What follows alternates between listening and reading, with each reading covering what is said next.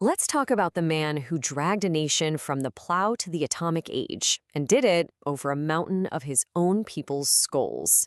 Today, we're diving into the chilling legacy of Joseph Stalin, an architect of both a superpower and, well, an abyss of terror. And this, right here, is the central paradox you gotta wrap your head around. How could the architect of a global superpower also be the orchestrator of a terror machine that consumed millions? To really get Stalin's legacy, you have to see how these two brutal realities were tragically and completely intertwined. Okay, so our story really kicks off after the death of Vladimir Lenin back in 1924. The Soviet Union is at a crossroads, and Stalin, who was a pretty low-profile guy at the time, begins this methodical and incredibly cunning rise to the top. What you're seeing here is the core ideological battle that really defined the whole era. On one side, you had Leon Trotsky pushing for this big idea of a permanent global revolution. But Stalin, he offered a much simpler, more powerful vision: socialism in one country. I mean, think about it. After years of war and total chaos, the promise of just building a Soviet fortress first, before taking on the rest of the world, that was exactly what the exhausted party wanted to hear. So how do you pull it off? Well, this is basically his playbook. It wasn't one big, bold move, but a whole series of calculated steps. First, he quietly got control of the party machinery, the actual gears of power. Then, he wrapped himself in Lenin's legacy, making himself look like the legitimate heir. From there, he just masterfully isolated his rivals, one by one. And finally, once everyone was weakened, he eliminated them, leaving Trotsky in exile and himself as the undisputed leader. So, with his power now absolute, Stalin launches one of the most radical and brutal societal transformations in all of history. His goal? To drag the Soviet Union into the industrial age, and he did not care about the human cost. And the engine for all this change was something called the 5-year plans. It was a crash program of state-driven industrialization.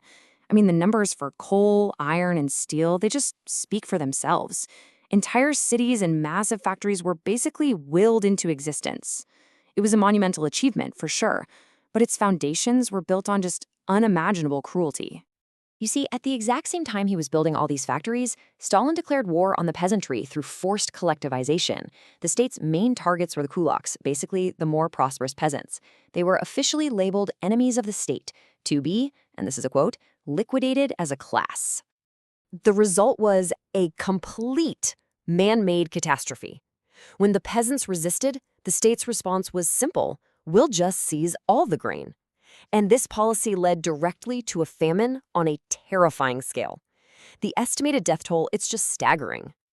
And the epicenter of all this horror was Soviet Ukraine. The tragedy is known as the Holodomor, which means the terror famine.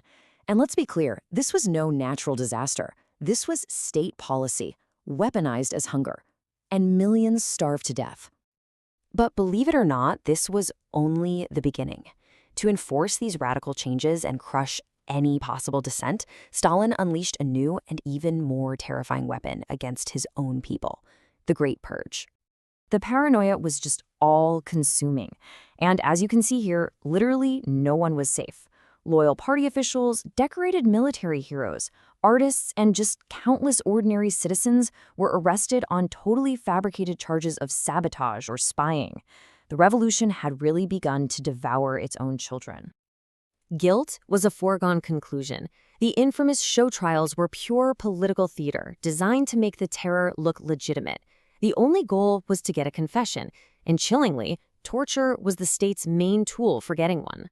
For those who weren't executed immediately, the destination was the Gulag. Now, this wasn't just a prison system, it was a continent-spanning network of brutal forced labor camps.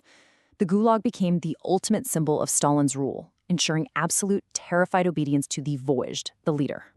And then, just when you think things can't get any more intense, the entire world plunged into war, forcing Stalin's very paradoxical leadership style onto the global stage. When Nazi Germany invaded in 1941, the initial Soviet response was a complete catastrophe.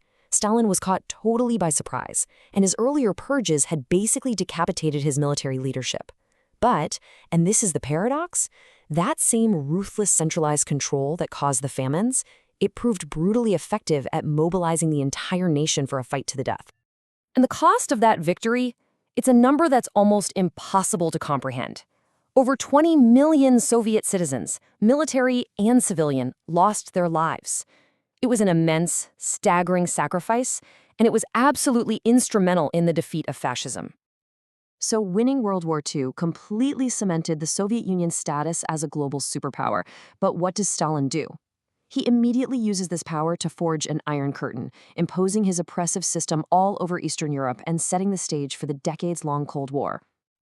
Which, of course, brings us right back to where we started, to the final, chilling judgment of Stalin's dual legacy.